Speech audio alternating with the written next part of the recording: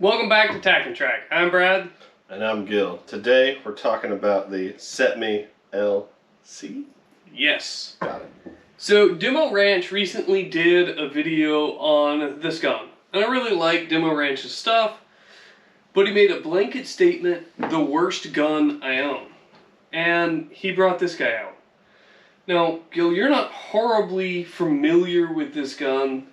Tell me a little bit about some of your first impressions the first time we took this thing out.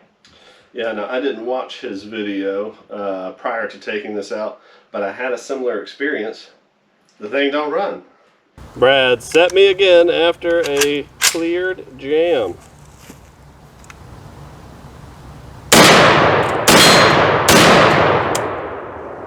Three shots and you're out.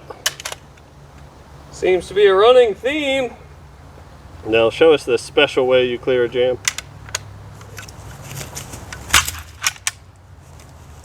Cetme approved clearing method. That is a battle rifle if I've ever seen one.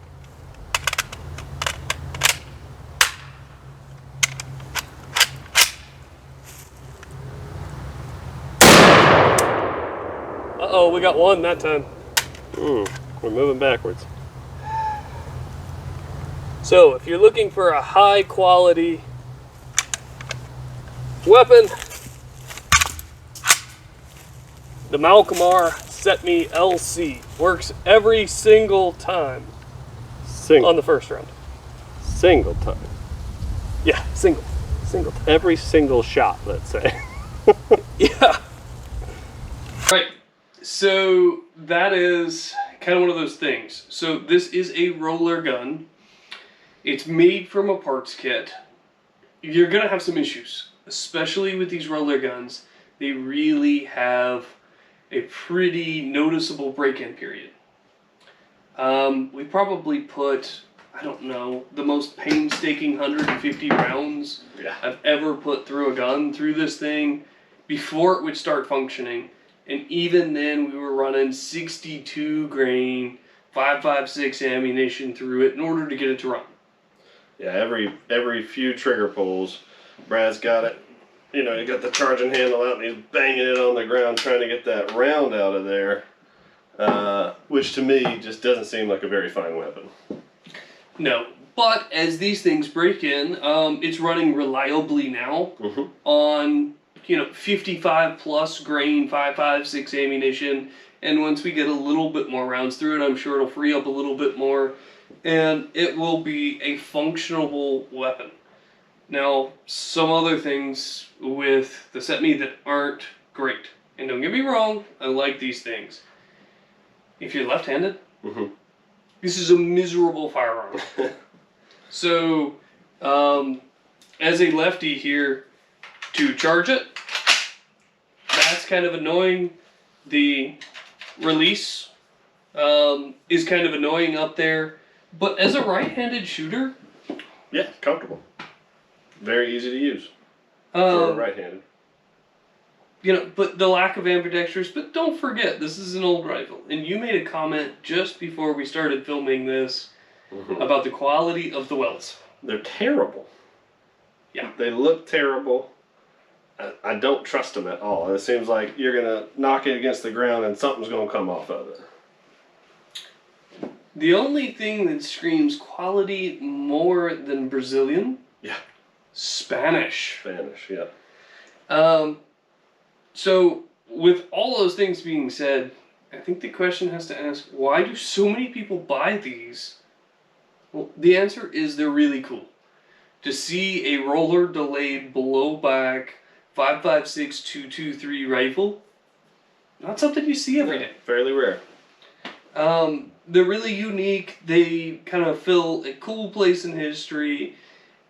And I think Malcolmar, who actually built this from a kit and brought them into the United States, I think they only made 500 of the LC versions. And the LC version, which is what I've got here, has the stock that very smoothly folds in right here. And this is actually a 14-inch barrel. Now this one is got a pin and welded muzzle brake on it, bringing it out to the legal requirement of 16 inches to not be an SBR. Haven't gotten around to SBR in this gun yet. But normally they would be a 14-inch barrel, and this is a lightweight, compact platform. Are you going to replace your AR with it? I don't know what you mean by lightweight, because it's really not. Okay. Relatively lightweight to the FNFAL. It's lighter than that, yeah, sure. That's not light. I'm not going to replace my AR with that, no. Yeah, guys, don't buy these thinking that they are as good as an AR. They're not. What they are, though, is a cool historical piece. They are, absolutely. And if you're buying it for that, great job. Yeah, that's really all these are. But I kind of wanted to touch on Demo Ranch's video, because in that video he didn't explain why it was the worst gun he'd ever bought. Well, the answer is you need to put some round count through it in order for them to function reliably. And I'm sure he went out, bought one, and tried to shoot a video with it, whereas we spent 6 months trying to get this thing to run right before we put this video together. And it takes some time and some round count to get it to run right. That also kind of proves his point, though, doesn't it? Yeah, no, I don't think he's wrong. You can't just get it out of the box and trust it like you can with any of those. Yeah, it's not something that I really trust yet. Now, when I decide to put another 2,000 rounds through it, maybe. So I guess the advice here is buy used. If you can find a used one, go for it. You know, the main thing here is know what you're buying. Yeah. Right? This isn't going to replace your SBR, you know, AR-15 or your Shorty AK. Guys, it's a cool historical piece with a fun and interesting operating system that you're not going to run into on the average rain day. So do you think the value on this gun is going to increase, decrease, stay the same? Oh, I think this is 100% a firearm that's going to increase in value. They were rare when they were built because the Spanish can't produce springs, so they didn't work very well, so they didn't make a whole bunch of them to begin with, much less assembled parts kits in the United States. I think this might very well be a good financial investment, sort of like the Daewoo K2s were. You know, I think it is a good investment. It's a unique piece. It's interesting. Is it a good firearm? Yeah, probably not. It's a good looking firearm. Good looking firearm. From a distance. Yeah, so if you've got a YouTube channel and you want to hang it on your wall, it's an interesting piece to hang on the wall. Don't really know that it's a great usable firearm. Yeah, we'll get you some close-ups on this because this looks like plastic. It is metal, but it doesn't look great. This weld is garbage, that weld's garbage. These are all garbage, and they didn't weld the whole thing. They were just like, we'll do a little bit here and a little bit here. We'll just tack weld all this. It does not up close look like a quality firearm, but now that it's running, it is kind of fun to shoot.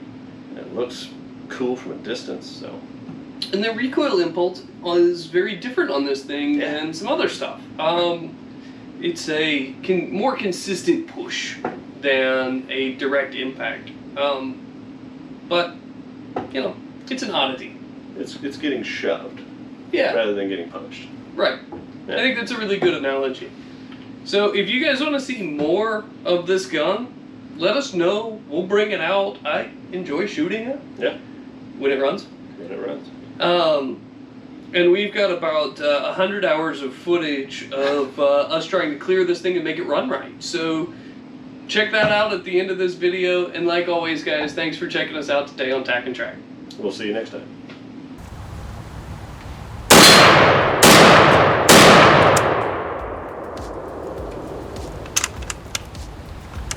There it is again. And we'll be back.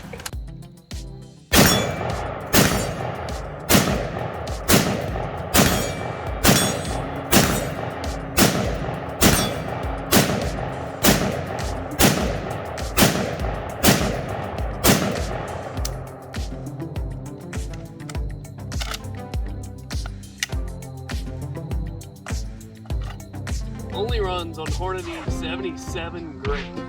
Won't run on anything else. Spitting green tips out left and right. Won't run on anything except for the 77 grain 480 mag.